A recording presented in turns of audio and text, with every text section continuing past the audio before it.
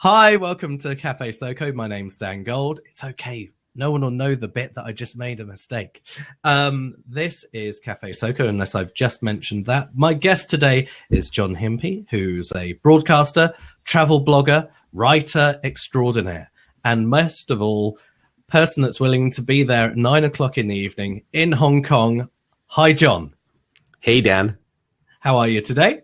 Doing really good, actually. It's been a lot of travel in the last few days and a little bit more to come in the next 48 hours. Now, I'm really excited for doing this podcast today because I don't know many people that have been to every single Disney park. I mean, you've done it. Yeah, this is so. I've been on a bigger trip, but one of the things that I wanted to try and make happen on this trip was completing a bit of a goal. And it was back in 2010. My partner in crime, Chris, and I, we love to travel. And we had gone to Walt Disney World in 2010. And first trip for him. And we were sitting there one day and he had said, wouldn't it be kind of cool if we were to go and visit every park in the world? Because there are Disney theme parks in a number of places. And so the following year, we had gone to Anaheim, to the original Disneyland, which is a great experience. Then the year following that, we had gone to London and Paris. And when we realized we were going to Paris, we said we should go to Disneyland Paris.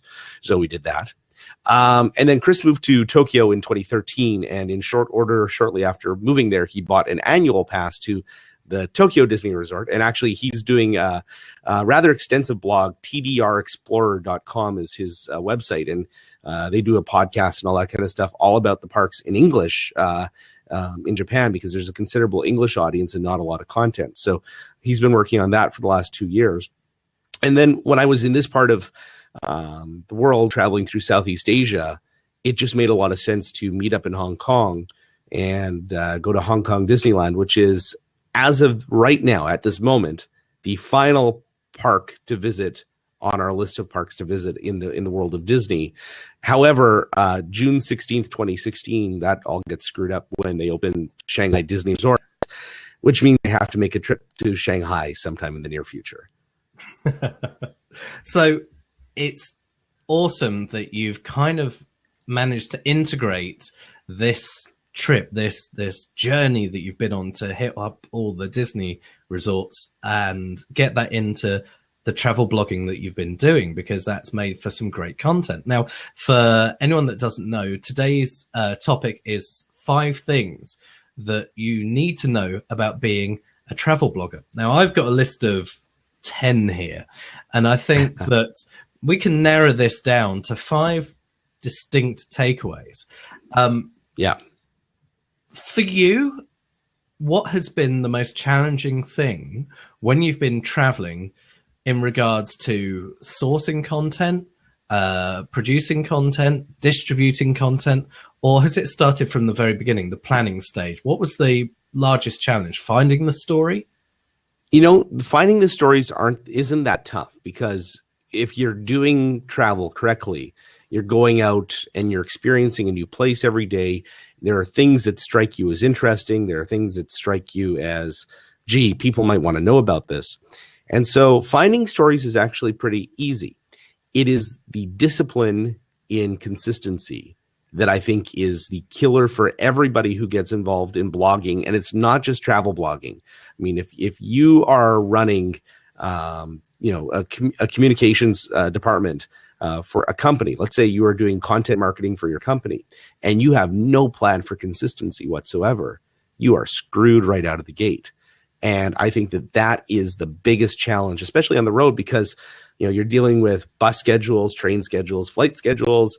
Do I have a place to sleep tonight? Oh, I got this going on. There's a whole bunch of things that are kind of getting in the way of creating content. And so for me, I find I have to say, okay, yeah, I know there's a whole big world out there. There's museums to go visit. There's things to go do. But today I need to lock myself down in the hostel or at a coffee shop or wherever and punch out 2 or 3 pieces. I need to script this week's podcast. I need to get all this crap done, because if I'm not consistent, I don't have an audience. When it came to getting the audience, how did you create the awareness in the first place? I had a little bit of help, I think, off the hop that probably a lot of people in my position don't necessarily have. I was on the radio for 2.5 years consistently, like on Monday through Friday, and I was doing weekday or Fridays for a number of years in Saskatoon. And over that time, I amassed a fairly considerable following on Twitter, and considerable, at least in my mind. And it was one of those things where I had a built-in audience of people that when my time in radio came to an end a little prematurely, I kind of sat there and went, okay, I'm going to try and leverage this audience that I have and bring them along for the ride. And not everybody comes because it's not everybody's cup of tea, and that's fine. But for the people who did come along, I've had some people who've been incredibly loyal, and they will eat up every piece of content that I put out there. And some people are just curious, and they go, oh, that's what you're doing now. And regardless, that helps build an audience. And then I think it's important to find the community around whatever you're talking about. For travel, as an example, there's a number of hashtags on Twitter that if you got to figure out your community. And so TTOT, Travel Talk of Twitter, is one of the big hashtags that when I'm pushing content out, I make sure that's in a tweet, because it's going to at least either get me views or it's going to get me retweets. And if I can push that content further and further afield, I win. So as a takeaway from this from the beginning, I think we definitely need to say that doing your research is relatively straightforward as a tourist or as a traveler, but being disciplined with your time and making sure you schedule time to be able to curate and create content is an important thing. So first takeaway is planning time. I think that's a great Absolutely. one.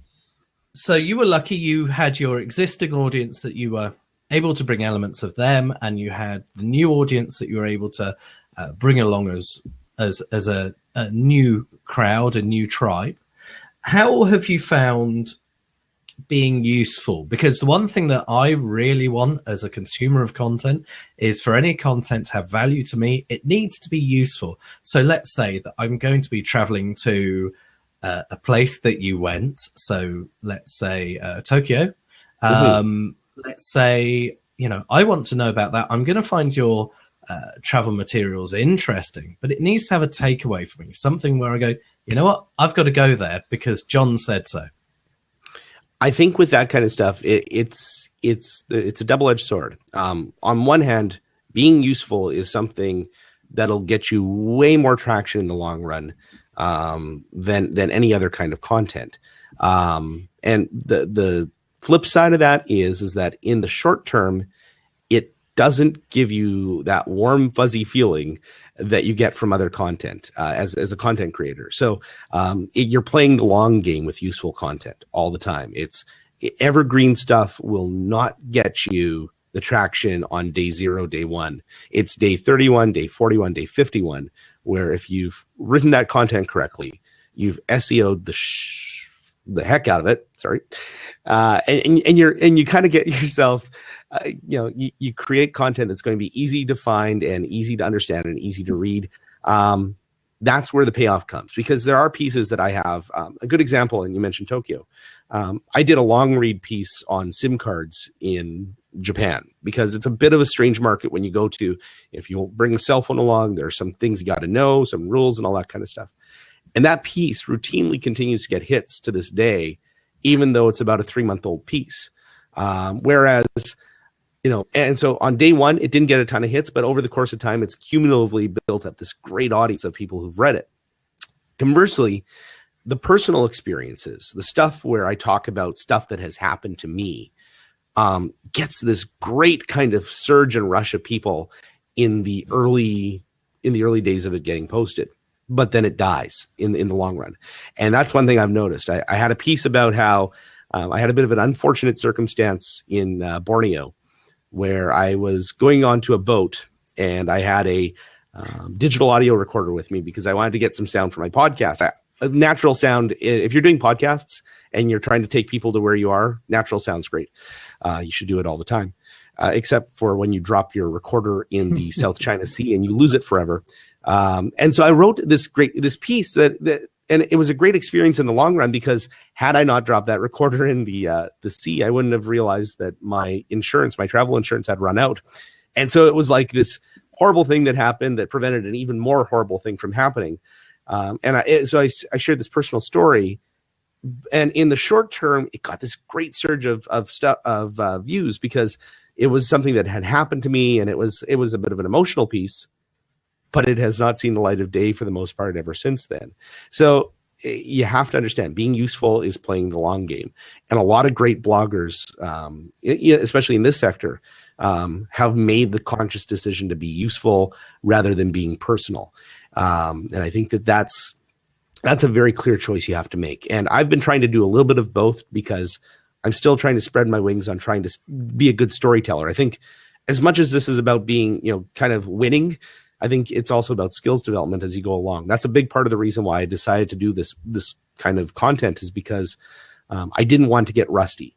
I didn't want to possibly try and find a job in radio after 6 or 8 months of traveling and having not been behind a microphone for 6 or 8 months. That's a terrible way to try and go about living. So, I think but if you're in it to win it, you got to figure out the right piece of content or the right style of content that you're going to go after, and put your resources into that. And I think you're absolutely right on that, because there's two examples of this. I think that if we look at people like the Vaga brothers, they're very good at taking people on tours, showing people behind the scenes, and maybe having a bit of practical advice with it. But then I was following a family from Australia who had given up their house and their regular lifestyle. There was the, general, normal 4-member family, son, daughter, mum, dad. And they decided to get on their yacht and travel around the outside of Australia and then travel elsewhere.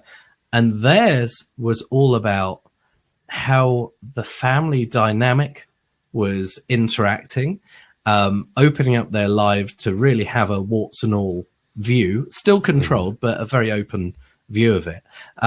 And they were talking about the destinations from the boat point of view. We've come into this place, isn't it beautiful? But actually, if you broke that down, and apart from when things went wrong on the boat and there were things dealing with repairs or family issues, because being wrapped up in a tub for however many months or years, there's going to be a level of conflict or friction. Yeah, the actual material of we've pulled up in this place, is quite a cyclic thing, if we say that kindly. Yeah, exactly. When you come to going places, do you feel that there's pressure to do interesting stuff? I have to find something interesting in order for me to create a piece of content about it. And sometimes that leads me down the path of maybe creating stuff that maybe I'm more interested in than a potential audience might be. But then again, every once in a while it hits. A good example of that actually is over on YouTube. So when I started out doing this, there were 3 disciplines that I wanted to focus on, because I was a little bit scatterbrained, wasn't really sure what I wanted to do. So there was the blog, so text, there was the podcast weekly, and then there was videos, YouTube videos. And when I was in Tokyo, I was shooting a lot of video, which was partially because I had a home base to work out of. I wasn't moving around. I was in one city for 3 months. And so it's a little bit easier to kind of lug around a camera and a tripod if you want to, and do that kind of stuff. And one of the videos that I had shot was toward the end of November. While Japan doesn't actually celebrate Christmas, they love Christmas. And in Tokyo, one of the things that companies spend tons of money on are these elaborate Christmas light displays. And they last until Valentine's Day. It's a big, big thing. Couples will go out and watch the lights, and that's really all you do. You go, you might have like a glass of hot wine and you watch the lights, and it's a thing. So I took my tripod out one night and I went to shoot a number of light displays. That video that I shot has actually, I think it is, if it's not the top, it's the top 2-3 videos that I've produced on YouTube. And again, it's not crazy number of hits, but it's it's funny because I thought that was kind of interesting because it's a unique Japanese thing. It turns out people just want to watch Christmas lights on YouTube, it seems. And so it's kind of like, you kind of sit there and go, it was interesting to me in the moment. Whereas other things, I did a video about the Railway Museum in Tokyo, which again was of interest to me. And there's a lot of railway fans out there. It's done okay. It's not done Christmas lights numbers, but it's done okay. So I think ultimately, as a content creator, you have to be interested in the subject matter. It would be like, and to bring it back into a broader worldview out of travel, but because there's a life lesson there, is if you're working for an outdoors company, like let's say you're working for a company that sells skis, snowboards, and mountain gear, it would be a really horrible thing if the person who's in charge of writing that content has no interest whatsoever in being in the mountains, and they're actually terrified of going down a black run, because that would just be a bad thing. So I think you have to have an interest. You can't fake interest, especially if it's your voice or your face on things. It makes it immensely tough. When it comes to that content, how do you decide what format it goes on to? Obviously, it's really easy if you've got your phone there to take a quick picture and Instagram or put it onto whatever format that you want. How do you make the executive decision? Do you go, okay, this is a core piece of content and I'm going to repurpose it into a blog post, a long form piece, a couple of pictures that I've taken, and just get them out there? Or is there a thought process and a strategy behind, okay, this place is going to make a really good video, and then I could do a couple of tease images to throw towards the video to cross promote it? What's the thought process behind that? When I'm looking at content to create, I generally start out with what is the story, I think, is the biggest question. And then with the resources I have access to, that's when I kind of decide what the best tool to tell the story is. And so when it comes to Christmas lights, still pictures of them would be kind of okay, but there's motion, there's movement. And I think that's the thing. Nobody likes, I'm probably not going to have fans when I say this. Nobody likes watching boring local TV news. Sometimes, you go, and this is the classic thing. And I've worked in small markets and media markets, but this weekend was the annual, hillbilly hoedown and it was all the farm machinery was out, and you had all this, everybody's walking around looking at the latest innovations, blah, blah, blah. Great event, great for the economy, but guess what? Crap pictures, right? And so nobody wants to see a bunch of, big farm machines sitting there doing nothing. Now, if they're out in the field and there's like stuff getting kicked up in the wind, that's great video. Okay, it's okay video. But I mean, if something has motion and there's an opportunity for great video, that's where I gravitate towards. If I sit back and go, okay, this is rich with sound, that it should go into the podcast. And actually, I had a couple instances, and sometimes you can't plan for that. Like, for example, in Kuala Lumpur, before I lost my portable audio recorder, I was at the mall one day, because I like to try and not everything is about doing the whole Uber touristy thing. Sometimes you just want to go be like a local. I went and hung out at the mall one afternoon, and I always kept my recorder in my bag. And I was walking along, and in the corridor by the LRT station at the shopping mall in Kuala Lumpur, they had a busker set up where a number of buskers from around KL would come, and they would perform every day from like 3 p.m. till 10 o'clock at night. And they would just keep on playing and playing and playing for people who were going through the public transport system. And I stood there for 25 minutes and recorded this one guy doing cover versions of everything from Eric Clapton to changing Leonard Skinner's Sweet Home Alabama to Sweet Home Kuala Lumpur. And had all this audio, and I thought, what the hell am I going to do with this? And it ended up being bumper music for an episode of my podcast, because it kind of set the scene. KL is a bit of a quirky city, and here's just how quirky it is. And so I think, figuring out that that's the right platform for something is good. If I can tell this, if I hear the story in my head a lot of times, like, how you have an inner monologue, and I hear myself kind of, as I'm experiencing something, thinking through what my inner monologue is, that's likely going to be a written piece. So a lot of times it may be in the moment, and that may not necessarily be the best way to do it all the time. But I find that I've definitely, I think I've put the right things into the right boxes along the way. I'd like to become, and this is just a growth thing, I'd probably have to become more adept at choosing that in advance sometimes. I think I've lucked into it in some ways.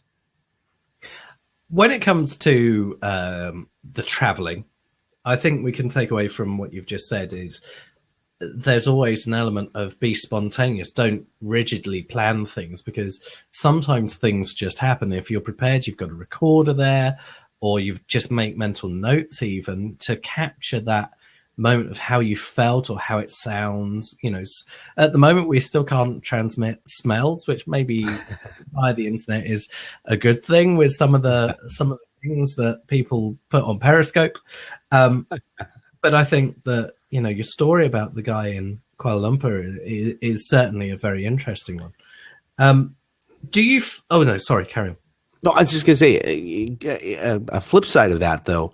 After I had lost the audio recorder, my ability to capture sound remotely had greatly diminished. But last week, and I talked about this actually in my podcast that just went out tonight. But when I was in Hanoi last week, I was walking around. There's a big lake in the middle of Hanoi, kind of in the middle of the city, walking around. And the one thing you kind of have to remember about Vietnam is it's still a communist country, right? And I get around this lake, and all of a sudden I notice there's this huge group of people gathered around, and it's a group of about 8 or 10 young people. I would say they're between the ages of like 18 and 22, somewhere in there. They've got guitars, they've got a drum box, they're singing, and they're making beautiful music. And in my mind, I'm going, I got to capture this somehow. And all I've got is a bloody iPhone in my hand. So I open up voice memo. I'm like, it's either going to be good or it's going to be crap, but at least I'll have it captured. And I'm glad I did that, because after I recorded 2 of their songs, a guy in a blue uniform walks up to the kids and basically tells them this is an unauthorized performance and shoos them all away. And, you see the heavy hand of communism come down and slap these kids basically because the music is not approved. It's not part of the approved playlist. So get out of here. And it became a story that I was able to do about, just what censorship is like in a communist country, right? Because that audio helps tell that story now. Yeah, no, absolutely. My friend has just been to North Korea, and he has created such interesting content from behind the wall. And the most interesting angle for me on that story is that he was chaperoned everywhere, which is obvious because they qualify it by that person being your authorized translator. But you can see where within his content, and he does say more or less, is that there's times at which it's maybe more comfortable for them with how they're dealing with tourists and less comfortable how they deal with people. So let's get back to a couple of practical points. When you're on the road, how do you put your material together, and how do you get it distributed? I mean, surely not everywhere in the world has as fantastic a Wi-Fi network as Canada. You'd be surprised. So I'm a Mac guy, so I live on my MacBook Pro. It's an old workhorse, by the way. It's 6 years old this year, 6 years old this year. So it's put in more than its lifespan. It's probably going to get retired once I find sufficient employment once I get back to Canada. But it's done great work. I'm an old spirit, I think, when it comes to computers, and so I hate word processors with a passion. So all my writing that I do actually is in a plain text editor before, and that goes for the podcast. That goes for even planning out shots for a video. If I want to plan shots out in advance, if I'm writing a blog post, all that stuff I do in a plain text editor, and then it goes into the appropriate kind of format that I need it to. So if it's going on the blog as text, I use WordPress. If it's for the podcast, obviously it just kind of stays in there, and I voice it out of there. And then for audio, I'm using a combination of tools. Audio Hijack is a great piece of software. Rogue Amoeba is the company that makes it. They also make an audio editor called Fission. And those two products together work really well. If I want to do a Skype interview with somebody, for example, Audio Hijack is it's the bee's knees. And then to actually edit stuff together, multi-track, Audacity is my editor of choice because it's free.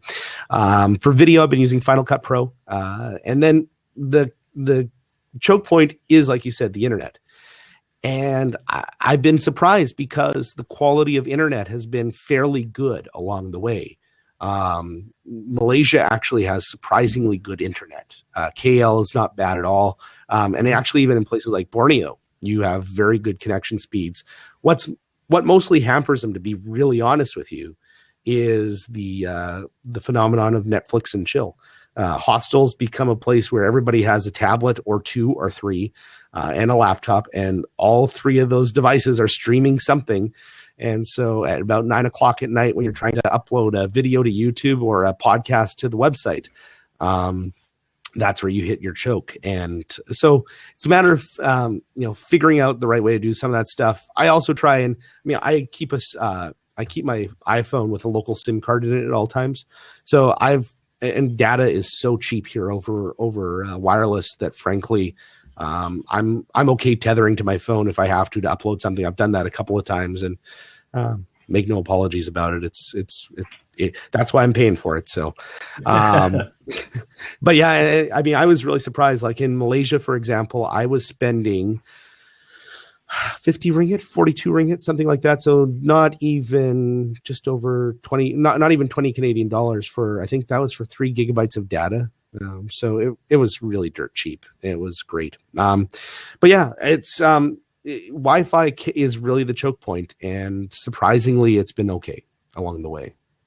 That's really lucky because through my last role, we were doing a feed with a major international airline, and the editor had got to destination. They'd done all the editing on the plane. They landed, they got straight over after the press conference to an upload point at a hotel, and we had 30K to 50K upload speed. And this was a major holiday resort. I'm not going to say that it was in Vancouver, but it was in Vancouver. And in the end, the only way to get the material to us as a kind of just to get something quickly, did a private link on YouTube, sent it to us, ripped it from YouTube, got it out for the media, and then fed via satellite later because it was the only way to get the material to us. So that was an interesting day, and that's why the internet connection's kind of an interesting one. Well, that was one of the things. Dropbox was so slow that Dropbox kept dropping out. It was just too painful. And the packets just kept dropping, which kind of hints towards a problem, actually, if packets are dropping. When it comes to SEO and your material that you make, it's easy to over-produce content and over-tag things just to go, oh, I've got to do this, oh, I've got to do that, and write things into content just to make sure that you include people. Like, for example, if I now talk about how much I loathe the music of Justin Bieber, I might actually write in the notes about this, Justin Bieber and my love of his music, yes or no. And then I might tag the article Justin Bieber. I've just mentioned Justin Bieber a few times, but verbally and on video, it makes no difference until it's written down. So the temptation of Justin Biebering or not the SEO. I'm a firm believer in creating SEO that is going to be what I would search if I was looking for the content. So, and that's how I always approach things, is that if I was looking for this piece of content, what am I going to punch into a search engine? And where it kind of gives me a headache sometimes is because I like to be creative. I like creative headlines every once in a while, and creative headlines don't SEO worth a damn. But every once in a while, sometimes for the sake of the art, I will forego getting a lot of clicks and write the headline that I feel should be there. So I'm not the best practitioner of SEO in terms of like every piece has to be SEO'd properly. But on the pieces that are useful, the long reads, the evergreen stuff, I'm a big believer that the headline should be about, what I would search to try and find it. And those first 2 paragraphs, really should sum up what am I about to read here, and and try and use words in those paragraphs that are going to possibly be searchable. I don't overthink tags and categories too much. I think people way overdo that kind of stuff, because while search engines understand them, most normal people don't. And I just kind of, and I'm a little bit haphazard that way, but I do believe that if you keep it simple and keep it short, you're probably better off in the long run. Yes. Thank you, Justin Bieber. Is that enough? Yeah? Okay. So as we get to the end of the regular CafeSoCo podcast, I'd like to thank you for taking part in this. We will do a Blab extra. Now, if you're watching on Blab now,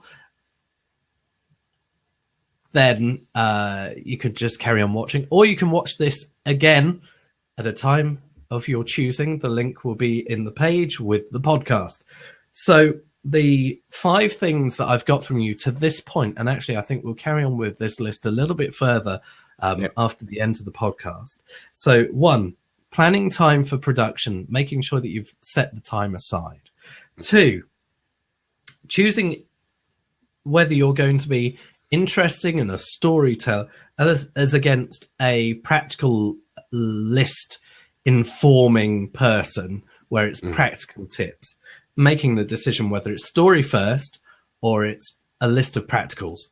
3, you have to be interested in the topics.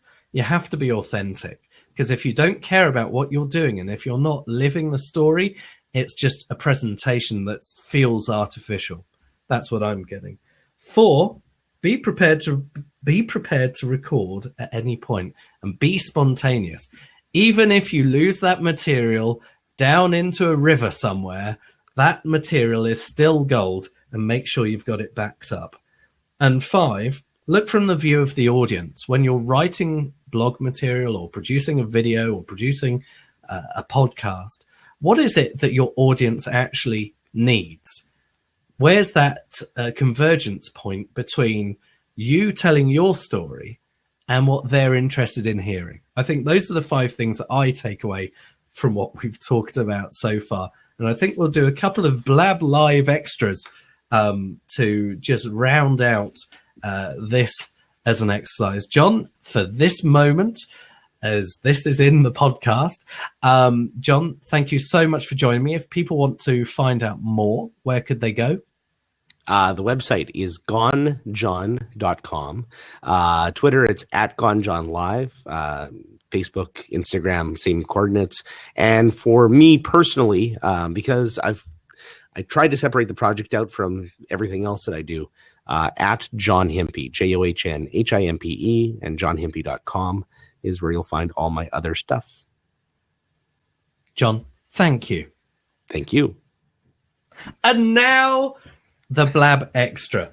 Yay! Yay! So what people will notice is if they listen to the podcast and if they watch back the Blab, they'll notice that they're 2 slightly different edits, but that's because I realized that I overran, but I did it slightly on purpose so that we had some nicely rounded material. I think that's really important.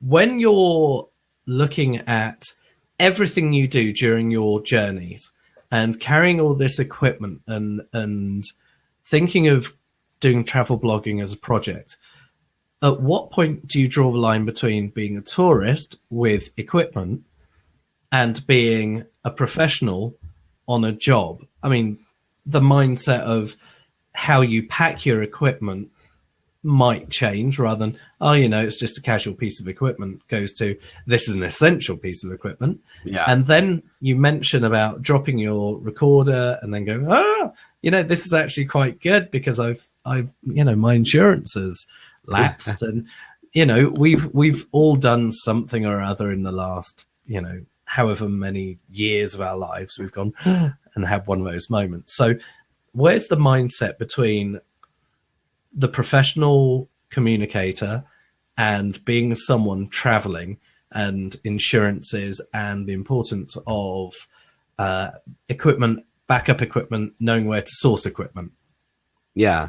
Part of what I did for this trip, because I was working with a very specific budget, and I had some gear already in my possession, camera, for example. Actually, all the big ticket stuff I had. The only thing I didn't have in my possession at the time was a GoPro, which turns out to be probably the worst investment I've made because it's barely been used on this whole trip. I learned along the way that I'm not really the adventure traveler. I'm not the guy who's jumping off cliffs and holding a GoPro going, "Ah, look at me." Not my kind of thing. Did you have a selfie stick though? I do have a selfie stick, and I had one a long time ago. You should and actually be thoroughly ashamed. No, because, and here's the thing about selfie sticks is that with a GoPro, it actually is not a bad thing if you like to kind of get a higher angle shot. It's just I like a variety of shots, and having worked in TV for a number of years, and kind of gravitating back toward the question of what mindset. When I'm out producing a piece, especially if it's video, I'm all about elbows out and get out of my way because I need to get my shots. So if I'm shooting a sequence, I don't care that Sally wants to get an iPhone photo. She's going to get elbowed out of the way because I need to get my shots. And so, I mean, that's a big part of it is if you're going to create this kind of content, you have to be committed to actually shooting things properly. Otherwise, you're not going to have the material to work with in post. That said, though,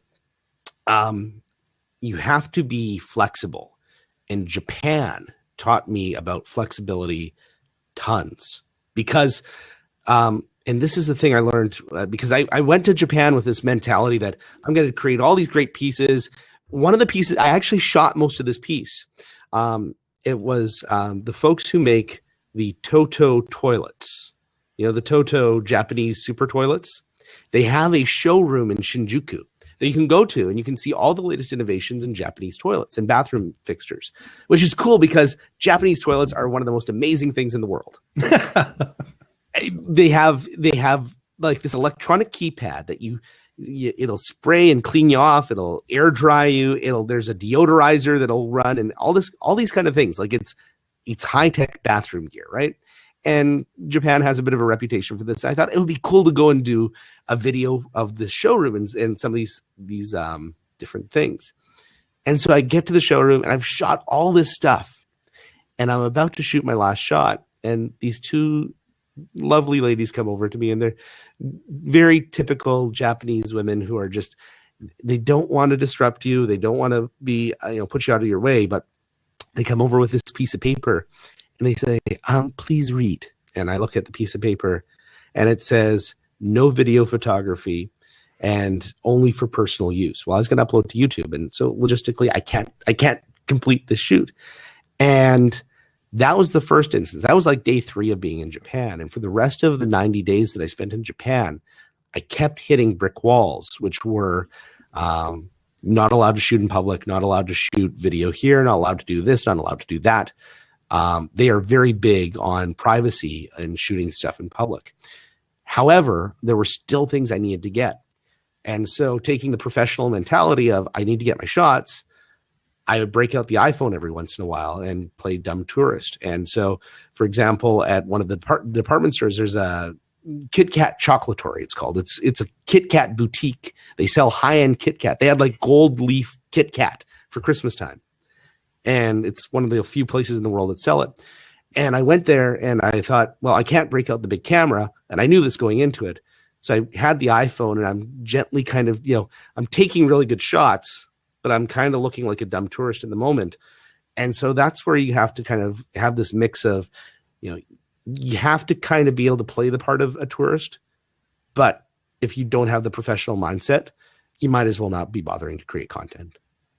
So just on that, do you notice when you're shooting as tourist mode with an iPhone or, a small practical little camera, do you notice that you shoot in a certain way that looks a bit more reportage than when you're shooting with a DSLR or a broadcast camera or an ENG?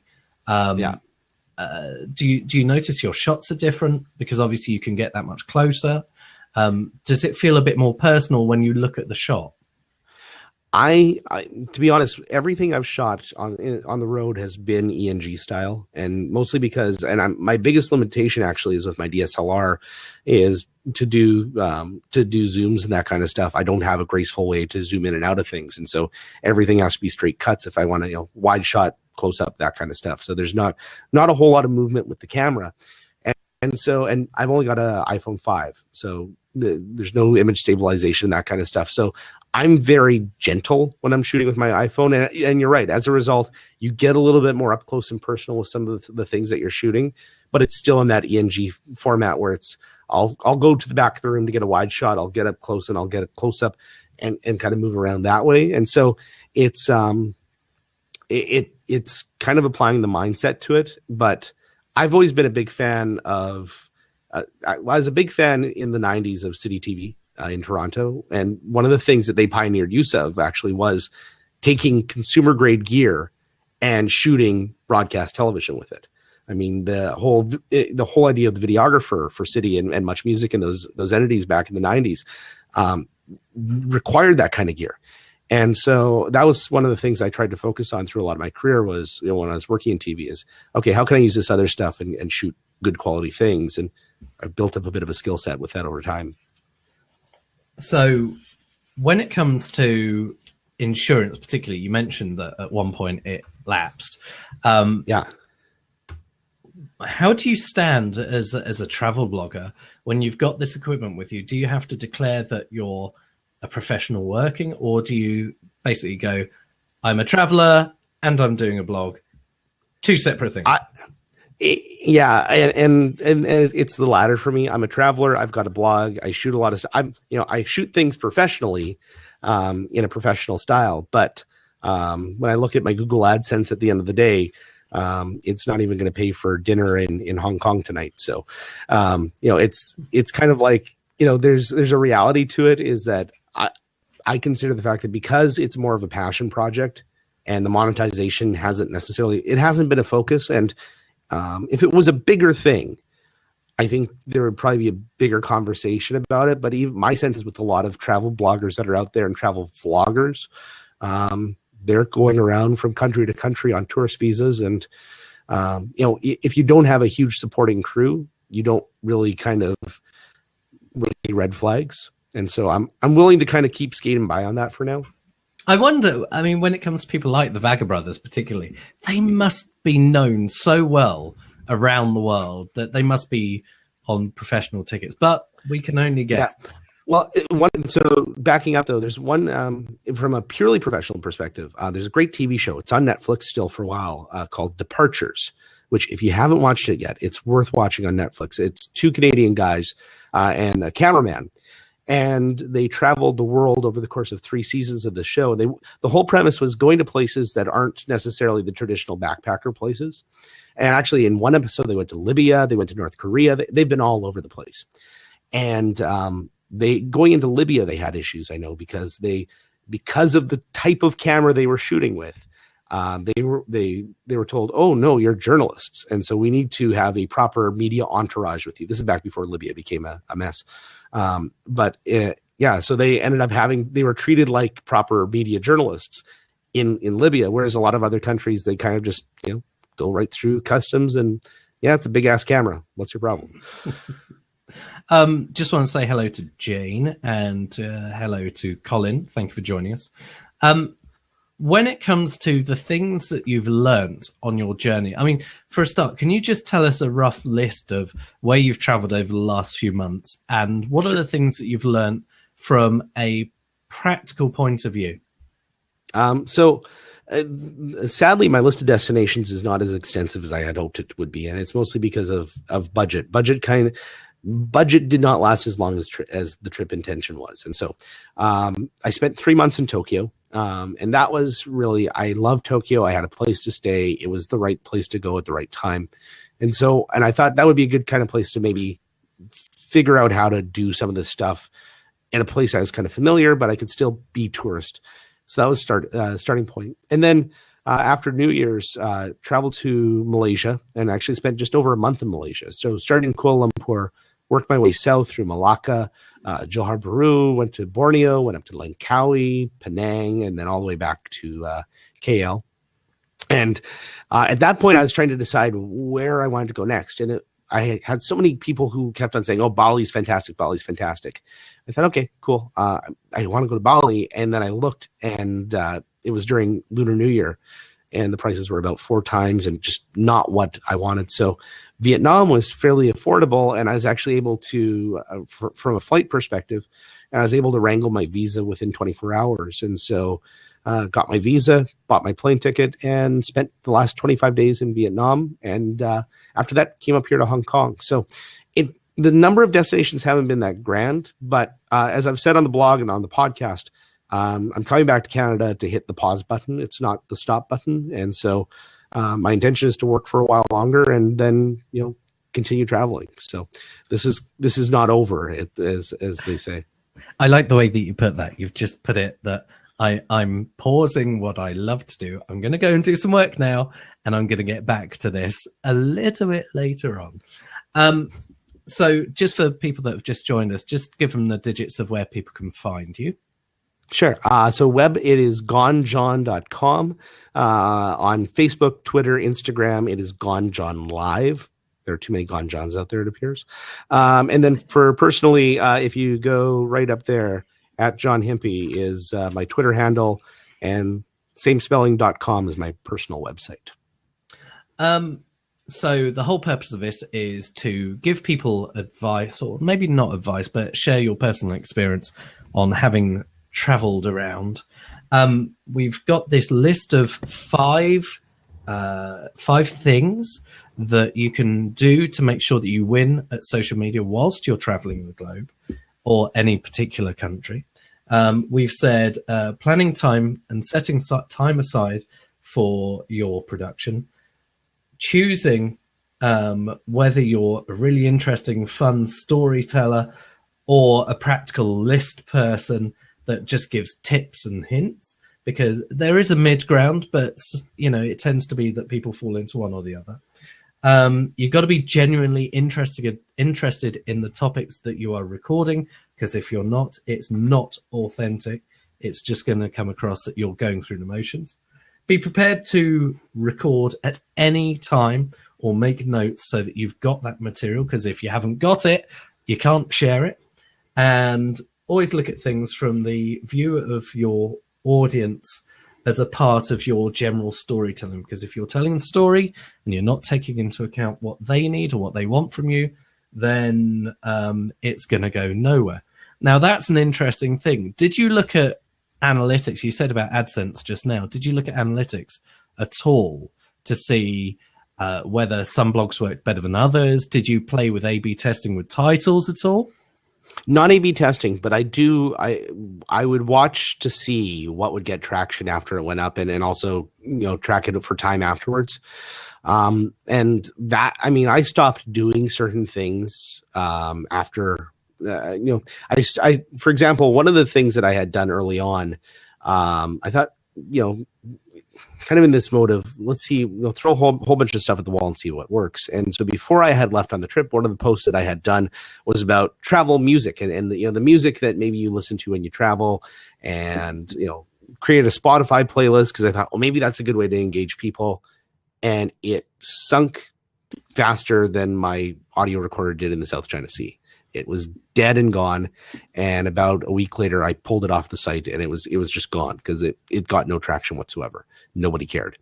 And so, there are things like that I've stopped doing. Whereas on the other hand, a post that I had done for January, and I have to do the February version actually here this weekend or this week. I'm not sure. Yeah, whatever we're still in. Every day is a Saturday to me right now. But it was a piece about where I stayed over the course of January. So every hostel I stayed at, every hotel I stayed at, I did a little bit of a piece, and if I had photos, I included those photos, and that got really good traction, because, and it has some long-term advantage too, because if people are searching for hostels in such and such place, there might be a chance that's going to come up in their search. And so, I'm pretty pragmatic about stuff. I don't get too attached to a content idea. It's if it feels like you're pushing a ball of whatever uphill and it's rolling back on you, step out of the way and let it roll back down the hill and pick up a new ball, because that's clearly not the one that's going to work. Yeah, no, absolutely. You were mentioning about being in Japan and having the piece of paper handed to you that please don't film here for personal use only, etc. like that.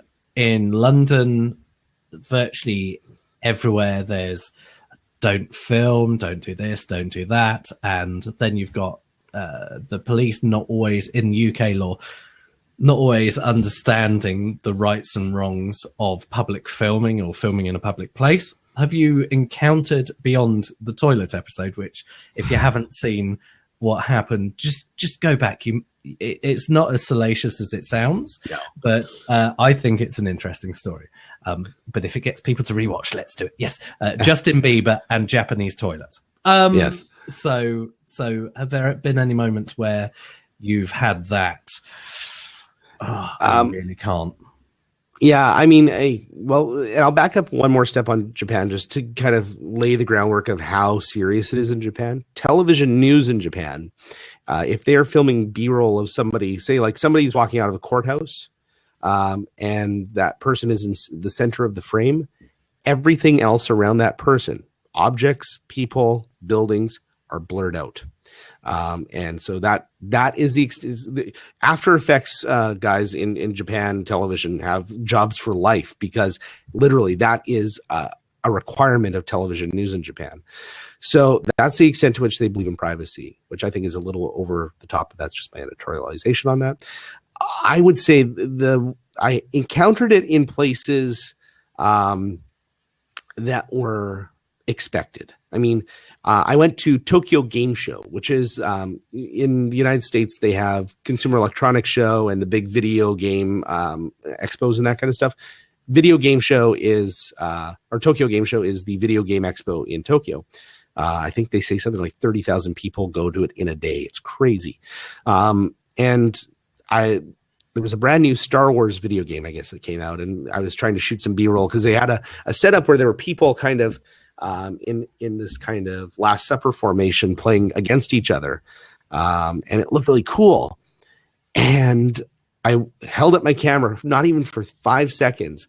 And I had a guy come over and tap me on the shoulders and do this. And this is the sign in Japan for no or no good. And he said, no filming. And I said, okay. Walked a little further along, found another booth that had something interesting going on, turn on the camera. Somebody comes up, no filming. And so, and I had my DSLR with me trust me, my DSLR looked nothing like most other people's DSLR. They got more pro looking cameras than mine. I looked like I was I had, the elementary school special basically. And, they are big on not filming in public spaces, in general. So there are things that you have to do to kind of work around that. A lot of times I was sensitive to it in Japan, to the extent to which if I was shooting B-roll of something, and a good example is I did a piece actually on Shinjuku Station. That was actually the first piece I shot in Tokyo. And I wanted to get a shot of people coming through the turnstiles. So I did an extreme close-up of the place where you tap the Suica card. It's kind of like the Oyster card in London, or the Octopus card here in Hong Kong. And I just got a nice kind of tight close-up. So all you caught was like the back pocket of somebody walking through and them tapping the card. And the card was what was in focus. And that was a great piece of B-roll. That actually sustained for a while. And then when I wanted to get a wide shot of people walking through, just kind of racked it out of focus a little bit. And if anybody asks the question, why is that out of focus? Well, it's privacy reasons, and it is what it is. And so there's workarounds. There's always workarounds. But in Japan, people really do not like being on camera. It's amazing actually to see. One last story to share on that front. There's a group called Mushi Mushi Japan, which is a funny name. And they're an organization that promotes Japanese music artists abroad. And they do concerts every year in London, Paris, LA, New York, you name it. All over the world, they do these concerts, and they fly in Japanese artists. And Tokyo, they actually had a 3-day weekend festival. Now, for locals in Japan, they paid roughly the equivalent of about 150 Canadian dollars to buy a 3-day festival pass. If you had a foreign passport, my passport's across the room, if you had a foreign passport, you got in for free. And there's a reason why. Sky Perfect TV, which is the big satellite operator, was filming the concert for broadcast. And the pit area right in front of the stage was reserved for foreign visitors because us foreigners have no qualms about ending up on camera. Let's face it, we will do stupid crap on camera. No, you tell us to do anything, we will do it for you, right? That's a thing. Whereas the Japanese visitors or the Japanese guests at the event don't want to be on camera. And so they're actually sitting up in the rafters. And they've paid $100 for like the worst tickets in the house. And all the foreigners are down front going, woo, sing. And so, and again, that kind of drives home maybe the privacy point. People are willing to pay and have crappy seats just to not be on camera. Just on the, as we get to the last couple of minutes of this, I want to obviously express my thanks, John, for you taking part in this. When it comes to social media and listening to what people have fed back to you, whether it's, you know, oh, I really like this, or, oh, why didn't you go to X, or, oh, you've told that story wrong. I don't know if you've had any feedback in that sense. Have you used that as a part of the building of how you approach producing content for travel blogging? A little bit. I mean, I've had kind of, my interactions have been good. They haven't been necessarily in that area where we've been creating long conversations with each other. I have a few fans who are really, anything I put out, they are going to retweet, they are going to like, they are going to share, they're going to do all that stuff. And I love those people. They're fantastic. But when it comes to conversations like that, I kind of take the approach, and I'm a big believer in this. And even when I was working in radio, I was managing the news talk stations in Saskatoon and Regina. And one of the things I had talked to our hosts about back then, when we were first starting to embrace social media, is you will win more people with honey. You will, if you give them a reply, if you are willing to actually even follow them back, you will win them over every time versus ignoring them or writing them off. Now, that said, some people are jerks and they deserve to be written off or deserve to be told something if they're persistent in being jerks. But for the most part, everybody deserves the benefit of the doubt. And so in that case, I think the way that you approach it is, you got something wrong. It's, oh, tell me more. Or, gee, I'm sorry about that. Tell me more and help me understand. And if it's praise, you thank them for being part of it. Thank you so much for spending time with whatever I've done, because, there are millions of choices on the internet. I'm sure that you chose me today. That you have to take that approach, because that's how you build those fans for a long period of time.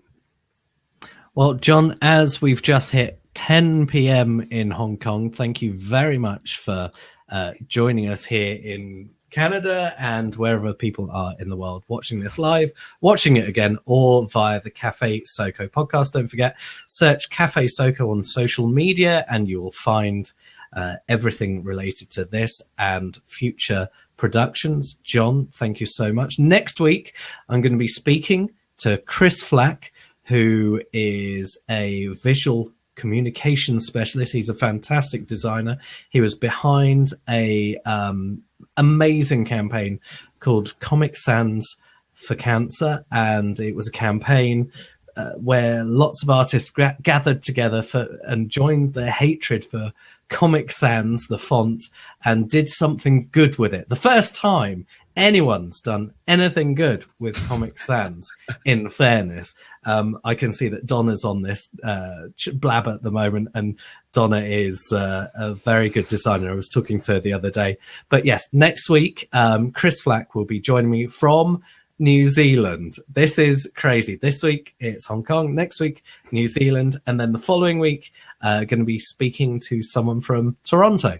So everyone, thank you for taking part in today's blab. It's going to be available to watch again very shortly, also available on YouTube and all the usual suspects. John Himpey, thank you very much for being my guest. Thank you, Dan.